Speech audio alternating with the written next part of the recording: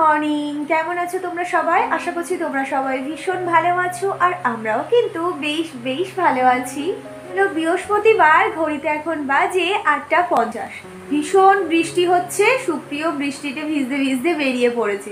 কিছু করার নেই, কালকেই ও ছুটি রয়েছে, আজকের ওকে যেতেই হবে। তো ও বেরিয়ে গেছে, একটু দেরি করেই বেরিয়েছে, 8:30টার মধ্যে বেরিয়ে যায়। এই 8:50 হয়ে গেছে, এই বেরালো আর আমি এই যে এক্ষুনি ঘরে আসলাম। আর একটু বৃষ্টিটা কমেছিল জানো, আমি ভাবলাম বোধহয় এখন বৃষ্টিটা একটু কম থাকবে, না আবার মানে ঝমঝম করে বৃষ্টি এসেছে। আর আজকে সকালে আমি উঠতে পারিনি, মা রান্না করেছে। শরীরটা ভীষণ খারাপ লাগছে, কেন জানি না, যে মানে কি হচ্ছে বলতে পারছি না, মানে এমনি যেন শরীরটা ভীষণ মানে এনার্জি নেই, এরকম একটা দুর্বল দুর্বল লাগছে। তো মা সকালে রান্না করেছিল, তো রান্না করে স্নান করে মাও ভিজতে ভিজতে স্কুলে চলে গেছে। আর কালকে আমাদেরকে একটু বারুইপুরে যেতেই হবে, বৃষ্টি হলে পরে তাও যেতে হবে। আমার ওই একটা ডকুমেন্টস আছে, সেটা একটু ভুল রয়েছে, তো সেই ভুলটা সংশোধন করার জন্য আমি না আর কোনো কাজ করতে পারছি না। তো সেই জন্য করেই আর কি বারুইপুরে যেতেই হবে। আর ওরও সেই সেম আধার কার্ডের প্রবলেম, তো দুজনের ওই আধার কার্ডের একই প্রবলেম হচ্ছে। না না, একই প্রবলেম বলবো না, আমার প্রবলেম তো ওই সংশোধন করার জন্য, বাট ওর প্রবলেমটা আমি বলতে পারছি না। যাই হোক, সেইভাবে শুনিনি আমি। তো দুজন মিলেই যাব, দেখে আসি। যদি কাজটা হলো তো কালকেই মিটিয়ে আসবো, যদি না হয় আবার নেক্সট যেদিন যেতে বলবে সেদিন যেতে হবে। বৃষ্টি হচ্ছে বলে আর ঘরে বসে থাকা যাবে না, প্রায় অনেক দিন তো হলো বলো, মানে আগের মঙ্গলবারও ছুটি নিয়েছে, তো সেই মঙ্গলবার আমরা ভেবেছিলাম যাব, এত বৃষ্টি হচ্ছে আর বেরোতে পারি। তো ও বললো যে শুক্রবার বৃষ্টি হলে পরেও তাও যাব। আমিও তাই বললাম যে ভিজতে ভিজতে হলেও যাব, কারণ কাজটা আমার করতেই হবে জানো। ওই কাজটার জন্য আমি এদিকে অনেক কাজে আটকে যাচ্ছি, তো সেই জন্য করেই কাজটা করব। আর বাইরে যা বৃষ্টি হচ্ছে, কি কাজবাজ করব বলো তো? এই বিছানাটা গোছাবো, গুছিয়ে ঘরেই বসে থাকবো। আর মা আজকে পুজো দিয়ে যেতে পারিনি, মানে রান্না করেছে তো সময় হয়ে ওঠেনি। তো আমি স্নান করার সময় ঠাকুরের ভোগটা দেবো আর কি।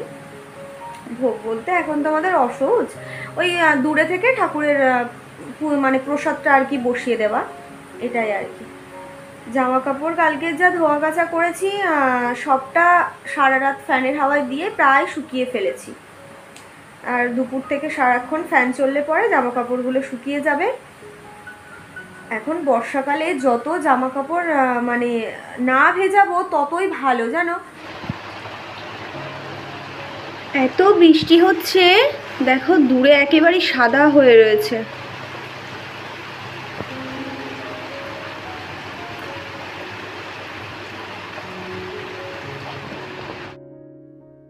ও বেরিয়ে যাওয়ার পর আমি বেশ কিছুক্ষণ আবারও শুয়েছিলাম, তো তারপর ওই ফোনের একটু কাজ করছিলাম, ভিডিও এডিট করছিলাম আর কি।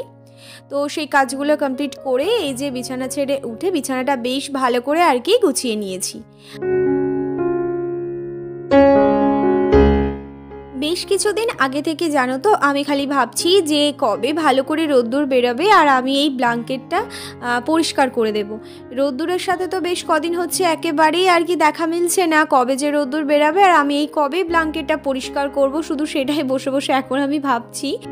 কালকে রাতের বেলায় চেয়ারের উপরে যে জামা কাপড়গুলো মেলে রেখেছিলাম না, সেগুলো প্রায় তো সব শুকিয়ে গেছে। তো যেগুলো শুকিয়ে গেছে সেগুলো এখন আমি ওই পাট করে যেখানকার জিনিস সেখানে রাখবো, আর যেগুলো এখনও শুকায়নি তো সেগুলো আবার ওই চেয়ারে দিয়ে দেবো। কারণ বাইরে এখন বৃষ্টি পড়ছে, বাইরে যদি বৃষ্টি না পড়তো তাহলে পরে বাইরে একটু মেলে আসতাম, হাওয়াতে শুকিয়ে যেত। কিন্তু বৃষ্টি যখন পড়ছে আমার আবারও ঘরের মধ্যেই আর কি মেলতে হবে। তো এই জামা কাপড় কয়েকটা আর কি ভেজা রয়েছে, তো সেগুলো আর কি এখানে মেলে দিলাম।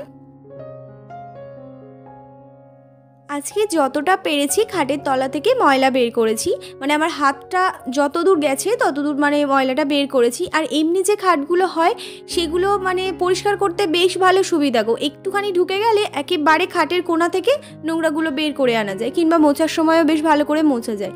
আর এই বক্স খাটে না ভীষণ সমস্যা, মানে বের করতে গেলে তো মানে বের করা যাবে না কেন, যাবে, কিন্তু একটু আর কি সমস্যা হয়।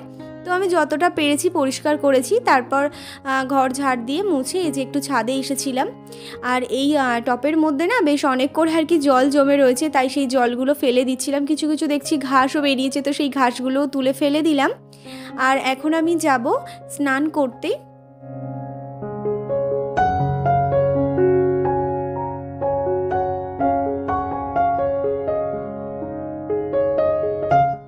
স্নান করে ঘরে এসে দেখছি আর বৃষ্টি পড়ছে না, আর তার সাথে না হালকা হালকা একটু রোদ্দুরও বেরিয়েছে। সুযোগটা একেবারেই কিন্তু হাতছাড়া করা ঠিক না। তো সেই জন্য এই যে ভেজা জামা কাপড়গুলো তো মেলেইছি, আর তার সাথে মানে শুকনো যে জামা কাপড় ছিল ওগুলোও পরে গিয়ে মেলে এসেছি। আর এই বর্ষাকালে জামা কাপড় তো একদিনে শোকায় না, আর তার থেকে যা বাজে গন্ধ বেরোয়, তার জন্য এই ব্যবস্থাটা নেওয়া। বাপিকে না চন্দনের আর কি সুথলটা আনতে বলেছিলাম, চন্দনের সুথলটা নাকি নেই, তো সেই জন্য এই নিমেরটা নিয়ে এসেছে। এটাও ভালো, কিন্তু ওইটা সেন্ট না খুব ভালো লাগে জানো, তো সেই জন্যই আর কি আনতে বলেছিলাম। আর রান্না হয়েছিল সকালবেলায় মাছের তরকারি, মানে বেলে মাছের তরকারি, তার সাথে হয়েছিল কাঁঠাল দানা মাখা, আর হয়েছিল এই যে ডিম ভাজা, মানে ডিমটা ফেটে গেছিলো বলে ভেজে নিয়েছি। খাওয়া দাওয়া করে বাপি তো বেরিয়ে গেছে অফিস যাওয়ার জন্য, আর আমি আর মা দুজন মিলে এখন যাচ্ছি আমাদের বাড়ির সামনে একটা ওই আলমারি খাট এইসবের দোকানে। তো ওখানে আর কি একটা ড্রেসিং টেবিল দেখতে যাচ্ছি, মানে মায়েদের ঘরের জন্য। তো আমি আর মা বলছিল বিকেলবেলাতে যাবে, আমি বললাম বিকেলবেলায় যদি আবার বৃষ্টি আসে তাহলে পরে আর যাওয়া যাবে না, চলো এখনই ঘুরে আসি। এই যে চলে এসেছি, এসে দেখছিলাম ড্রেসিং টেবিলগুলো বেশ ভালো দেখতে, আর আমার ঘরে যেরকম আছে না সেরকম দেখলাম যে একটা সেম রয়েছে, মানে কালারটা সেম কিন্তু ডিজাইনটা একটু আলাদা। তো মা দেখে ডেকে আসলো, জানি না কবে নেবে, তো যেদিন নেবে অবশ্যই আমি তোমাদের সাথে শেয়ার করব। তো বাড়িতে এসে এই যে নাইটিটা চেঞ্জ করে নিয়েছি, মানে অন্য একটা নাইটি পরে গেছিলাম, মানে বাইরে গেছিলাম তো সেই জন্য আর কি। আর তারপর ছাদে এসেছি, এসে জামা কাপড়গুলো তুলে নেব, মানে যে শুকনো জামা কাপড়গুলো মেলেছিলাম সেগুলো তো একেবারে শুকিয়ে গেছে, আর ভেজা যে জামা কাপড়গুলো মেলেছিলাম সেগুলো প্রায় শুকিয়ে গেছে। সমস্ত জামা কাপড়গুলো তুলছি, আর তার সাথে জানো টিপ টিপ করে বৃষ্টিও পড়ছে। রাস্তা থেকে আসছিলাম আর একটু দাঁড়িয়ে দাঁড়িয়ে সবার সাথে গল্প করতে করতে, মা আসছিল, আমি ওর সাথে সাথে একটু দাঁড়িয়েছিলাম। ভাগ্যিস আর একটু দেরি হলে পরে আর জামা কাপড়গুলো সব আমার ভিজে যেত হয়তো। তো চলো সমস্ত জামা কাপড়গুলো তুলে ফেলি, যেগুলো শুকিয়ে গেছে সেগুলো পাট করে আলনায় রাখবো, আর যেগুলো শোকায়নি সেগুলো ওই যে আমার ঘরে চেয়ারের মধ্যে মেলবো, ওটাই তো আমার এখন মেলার জায়গা হয়েছে, তো আর কি। জামা কাপড় তুলে আনার পর দেখছি হঠাৎ ঝমঝমিয়ে বৃষ্টি চলে আসলো, ভারী মেঘ করেছিল আকাশটা, তো সেই দেখেই জামা কাপড়গুলো তুলে নিয়ে এসেছি আমি। কালকে আবার একটু দুপুরবেলার দিকে বারুইপুরে যাব, দুপুরবেলা বলতে ওই 10:30 কিংবা 11টার দিকে, ওই ডকুমেন্টসটা নিয়ে আর কি। তো সেই জন্য এখানে আমি সমস্ত কিছু গুছিয়ে রাখছি, যা যা আমার প্রয়োজন, যা যা নিয়ে যেতে হবে আর কি, সেগুলো সব কিছু গুছিয়ে রাখলাম। যাওয়ার সময় কি ভুলে যাব তার ঠিক নেই, তো সেই জন্য গুছিয়ে রাখলাম। সন্ধেবেলাতেই বানিয়েছিলাম চা, আর তার সাথে নিয়েছিলাম 2টো বিস্কুট। সেই দিন আমি আরও গিয়েছিলাম না, তো ফেরার সময় মা এই যে এক ছড়া কলা দিয়েছে, তখন কাঁচা ছিল, আর এখন না বের করে দেখছি একেবারে সব কটাই পেকে গেছে। গেটের সামনে মা বসেছিল, তাই চাটা নিয়ে ওখানে যাচ্ছিলাম। আজকে রাতে ফ্রাইড রাইস আর তার সাথে বানাবো আলুর দম, তো একটু তাড়াতাড়ি আর কি বানিয়ে নেব। তেল গরম করতে বসিয়ে দিয়েছি, আর ও অফিস থেকে ফেরার সময় যা যা প্রয়োজন লাগবে সব কিছু কিনে নিয়ে এসেছে। আর জানো তো আজকে রাতে যে খাবারটা বানানো হচ্ছে, সেই খাবারটা আজকে না খেয়ে কালকে যদি খেতাম তাহলে কিন্তু আরও বেশি ভালো হতো, কিন্তু ওই যে ওর খাওয়ার ইচ্ছে হয়েছে, তো সেই জন্য আজকে রাতেই আর কি বানাতে হলো।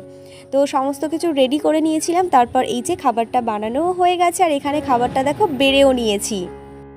আজকের ভিডিওটা তাহলে আমি এখানেই এন্ড করলাম। কেমন লাগলো অবশ্যই জানিও, যদি ভালো লেগে থাকে তাহলে একটা লাইক করো, আর যারা যারা আমার চ্যানেলটিকে এখনও সাবস্ক্রাইব করোনি প্লিজ সাবস্ক্রাইব করে দাও। Tata, good night.